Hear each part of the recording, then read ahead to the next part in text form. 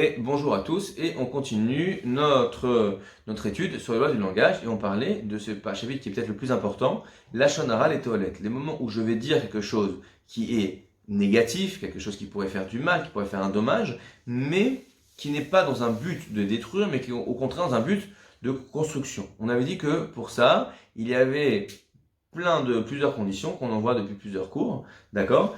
Mais je vais quand même les repasser en revue très rapidement, d'accord? Donc premièrement, que je sois sûr de ce dont je parle, d'accord? C'est-à-dire que je parle de quelque chose où j'ai vu les faits moi-même, pas juste on m'a dit que. Ça c'est un.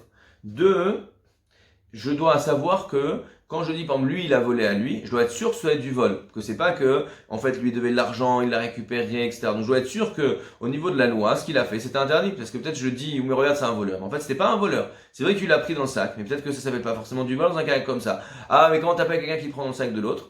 Ça dépend. Si l'autre il lui doit de l'argent, d'après la halakha, il a le droit de servir dans son sac pour récupérer son argent. D'accord? Pourquoi? Parce qu'il sait que l'autre c'est un violent ou qu'il va jamais écouter, tu pourras jamais lui récupérer son argent. T'as de l'argent devant les yeux, il te le doit. Il ne faut pas être bête non plus. Gimel, Shochir et Achoté. Troisième chose, on a dit que, et ça on avait dit aussi la dernière fois, tu es obligé d'avoir fait d'abord une remontrance au fauteur, au voleur. Parce que si tu vas tout de suite, les gens ils se jettent sur la lachon hara. C'est terrible. Je répète encore cette phrase, je la dirai à chaque fois. Dire du lachon hara sur quelqu'un, c'est comme lui tirer dessus.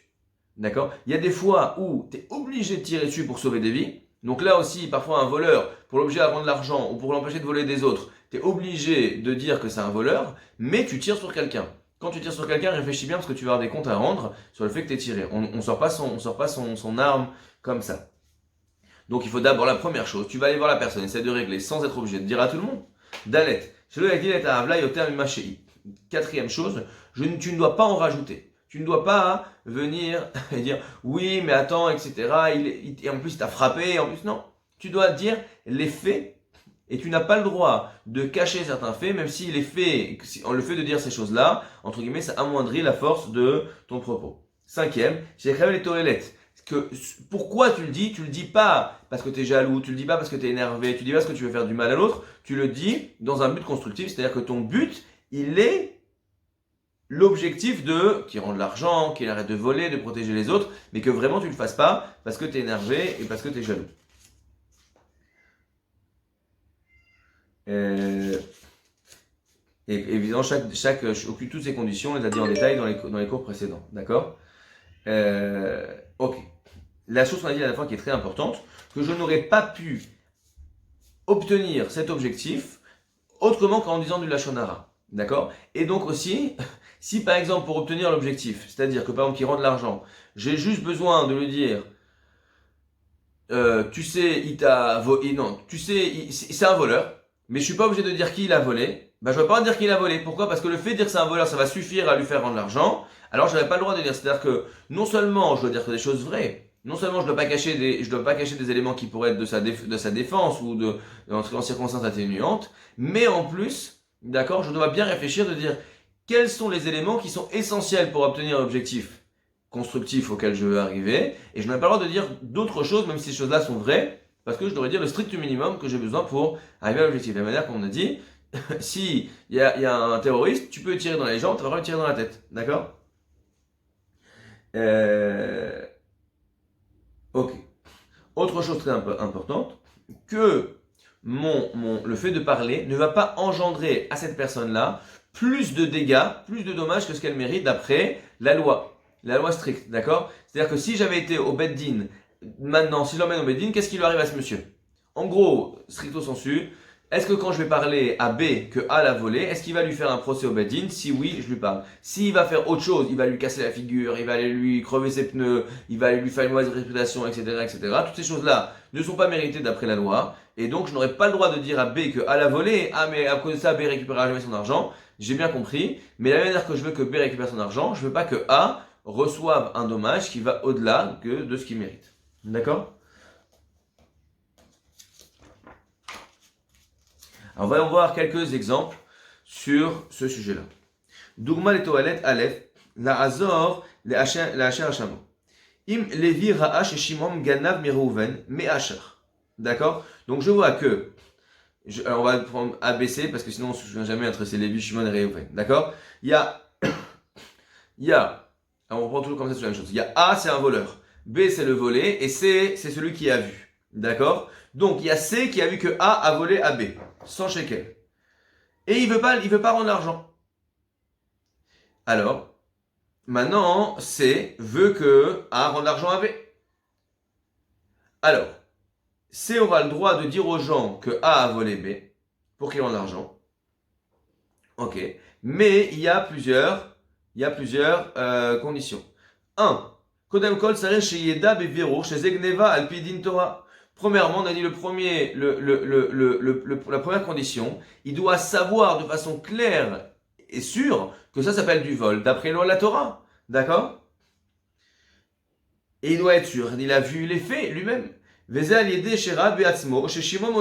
Soit parce que lui, il a vu le vol, soit qu'il a été voir Monsieur A, il lui a dit, tu sais, j'ai vu que tu sais, on m'a dit que t'as volé. Il dit, ouais, moi je l'ai volé, j'en ai rien à faire, je suis un voleur. Bon, une fois qu'il a dit qu'il était effectivement un voleur, donc je sais que c'est un voleur. Mais tant que je suis pas sûr à 100%, je pourrais rien dire.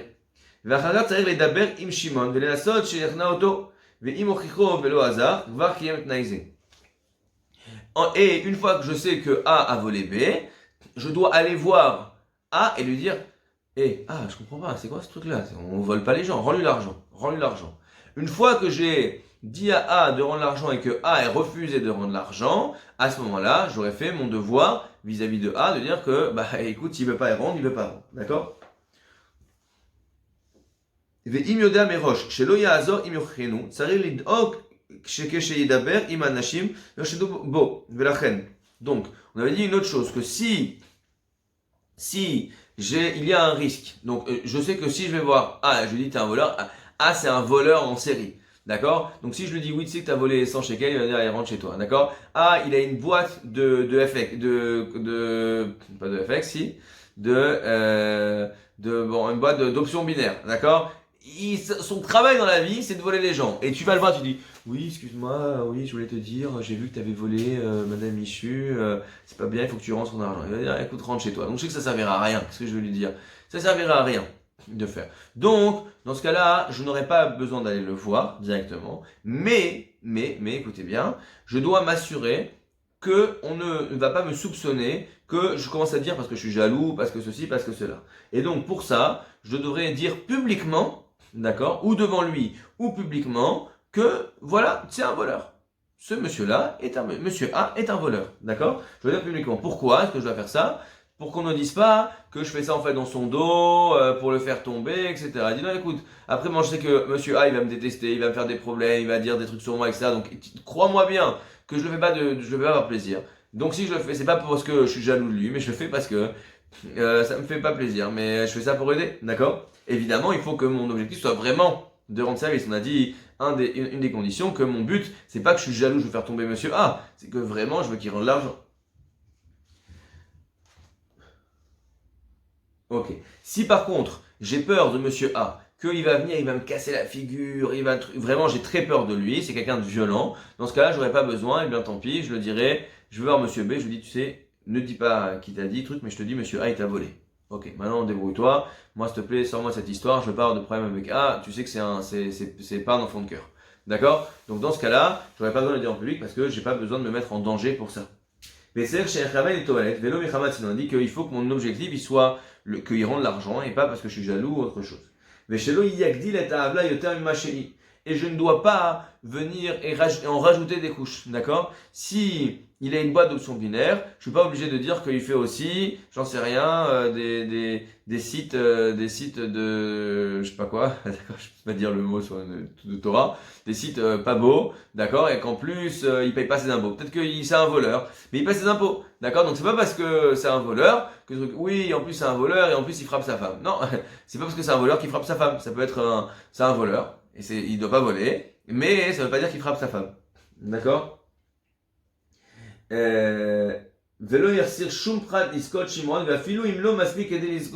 Évidemment, si par exemple je dis oui, par exemple c'est quelqu'un qui est c'est un Baal Chesed, c'est un vrai Baal Chesed, c'est quelqu'un vraiment, il a fait, encore une fois c'est toute une question de dire un truc, mais Indépendamment de ça, c'est quelqu'un qui est vraiment quelqu'un qui fait du bien, qui aide les autres. Oublions qu'il donne de l'argent, d'accord? C'est quelqu'un il est clown dans les hôpitaux. Il va voir les petits enfants, il les fait rigoler. Oh, et c'est sadique dans ce cas-là. Donc, mais ça n'empêche que c'est un voleur. C'est un voleur qui est gentil avec les enfants. Ça n'empêche pas. C'est un voleur, d'accord? Un voleur, c'est un voleur. Donc, mais je ne dois pas je ne dois pas cacher le fait que c'est aussi quelqu'un qui fait beaucoup de bien à côté de ça, d'accord? Donc, si maintenant mon but c'est de dire, vu que ce voleur-là, on ne doit pas l'accepter dans la communauté, donc je veux le dire à tout le monde, ce mode-là c'est un voleur et qu'on doit l'expulser de la communauté, parce qu'on ne veut pas de gens qui sont des voleurs dans la communauté, pas de problème, enfin pas de problème, c'est malheureux, mais éventuellement ça peut être justifié, mais je ne dois pas cacher que c'est aussi quelqu'un qui fait des choses très bien, et comme ça après la communauté décidera ce qu'on fait de son cœur. Et encore une fois, il faut seulement si je peux arriver à mon objectif, seulement si je parle de lui, Mimforage. Vraiment, je dis, regarde, lui, c'est un voleur. Mais si par exemple, j'arrive dans la communauté, et je fais un cours de 2 heures et j'explique comment les options binaires c'est grave, et c'est du vol, et c'est du chilul Hashem, et c'est très grave, etc. J'ai pas dit j'ai pas dit son nom, mais ça suffit que quoi? Que les gens ceux qui savent, ils vont s'éloigner de lui, ça suffit qu'il va même pas oser revenir à la synagogue. Donc je suis arrivé à mon objectif sans être obligé de dire de la Lashon Hara, et donc dans ce cas-là, je n'aurais pas le droit de dire de la Lashon Hara. Si je dis de la Lashon Hara, j'ai transgressé l'interdit de la Torah de la Lashon Hara. ואם שני אנשים ראו את המעשה, יכולים אפילו לדבר עם כאלו שעשו מעשה. אוקיי? אמנם שלא ייקחו יותר ממה שהיה, ואם אין אופן אחר להשיג הגניבה רק באופן שיקחו לו נזק יותר גדול, והוא לא צייה לדין המותר. או. כלומר, שכלום יעשה רק על פי חכם ורשות בדין, כי ייתכן שיש איזה שהוא פחד שטועה בו. J'aurai le droit je devrais faire attention que les gens, quand on va leur dire cette chose-là, ils ne vont pas faire un dommage à monsieur A plus grand que ce qui lui revient. S'il a volé 100 shekels, qu'il doit rendre les 100 shekels, pas 200.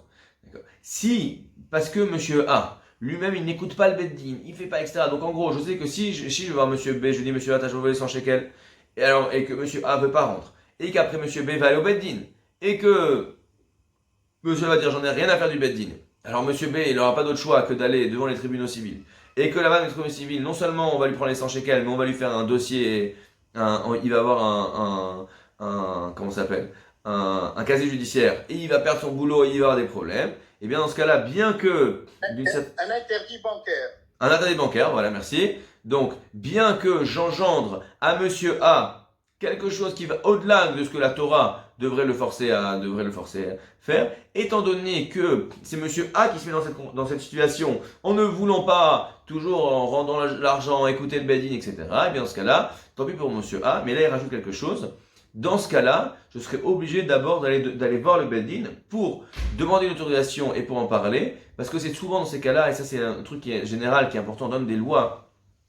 Mais ce qui est dur dans les lois de la Lashon Hara, c'est pas tellement la halacha. C'est quoi? Il faut évidemment apprendre la halacha, mais c'est pas ça qui est dur. Ce qui est compliqué, c'est de voir la réalité des choses. Et de voir les choses dans leur globalité, dans leur ensemble. Parce que toujours on veut se jeter à la merde, ah mais lui c'est un rachat, lui c'est un voleur, lui il mérite, et je vais faire ceci, je vais faire cela, etc. Et en fait on fait des désastres et on détruit des choses. Donc encore une fois, il faut bien, avant d'utiliser l'arbre du Lashon Hara, d'accord, qu'est-ce que je fais? Je vais voir le Rav, je parle de la situation, je lui explique, je lui demande, etc. On réfléchit, et comme ça, on ne se retrouve pas à faire Chas v'Shalom du Lashon Hara inutile et à transgresser la Torah. Hashem, la suite demain.